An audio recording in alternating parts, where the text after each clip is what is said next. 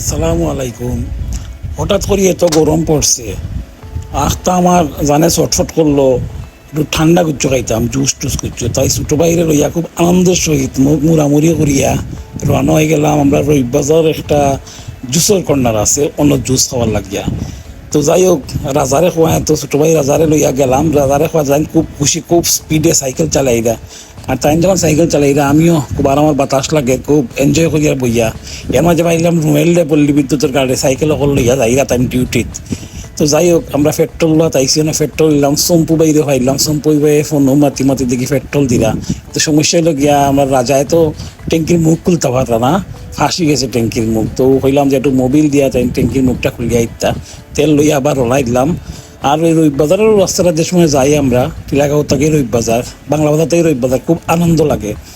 এত সুন্দর আকাশ আর কি, আর এত সুন্দর রাস্তা, সোজা রাস্তা, খুব ভালো লাগে। আর খুব এনজয় করিয়া আমি আর আমার ছোট ভাই রাজা খুব এনজয় করিয়া রবিবাজার যাইলাম জুস খানিত। ভালোও লাগে, কারণ এই রাস্তাটা যাইলে যে কোনো মানুষও এনজয় করে। যাই হোক, দেখতে দেখতে আমরা আইলাম কিন্তু রবিবাজার, সেই আমাদের কাঙ্ক্ষিত জুস কর্নার। তো আনিয়েও সাইকেল পার্কিং করলাম, কিন্তু আনিয়েও তো ট্যাঁ ডাকের রাজার মোবাইলে তাই না আবার লাগ গেলা সাইকেল পার্কিং করিয়া একটু দেখাত, তার খেয়ে মেসেজ দিছে না দিছে, কল আইছে না আইছে ওটা।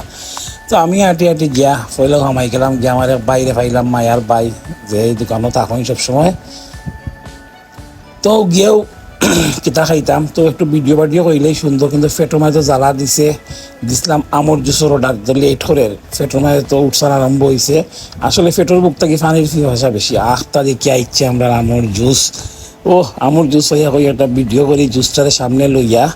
তো আমার বাইও বইছে না, ইয়া রাজার লগে একটু পেঁয়াজি আর সালাদ আনলাম, আর একটা মরিচ আনলাম, শুকনা মরিচ করে খাই মনে। তো যাই হোক, ওখান থেকে আমর জুস আনিয়া ফেট পড়তো না, একলগে আরেকটা আনি ডাবরও জুস আনলাম। ডাবর জুসটা কিন্তু ইনো খুব স্পেশাল বানায় রবিবাজার।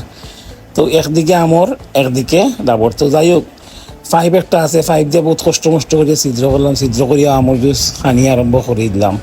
আমি খাইলাম একটু আমর জুস, একটু পেঁয়াজি, মজাও লাগে। আর বেকআপ হিসেবে তো রাখছি আমি ডাবর জুস। ফলে আমর জুস দিয়ে নাস্তা খাইমু, পরে খাইমু ডাবর জুস, কারণ এত গরম লাগছে। আরও যদি 3-4 জাত জুস থাকতো খাইলাম মানে, কিন্তু এই সময় নাই আর জুস কোনো জাতর দোকানের ভিতরে। যাই হোক, এবার দিয়ে আমার বাইরা যাইও কষ্ট করে লইয়া ইসদারে ঘুম থেকে তুলিয়া তাইনো জুস খাইরা বইয়া খুব বাপ লইয়া। তো যাই হোক, আত্মারা শান্তি হয়ে গেছে, ওর তৃপ্তি লইয়া আমরা জুস খাইলাম, আমর জুস খাইলাম, ডাবর জুস খাইলাম। ধন্যবাদ।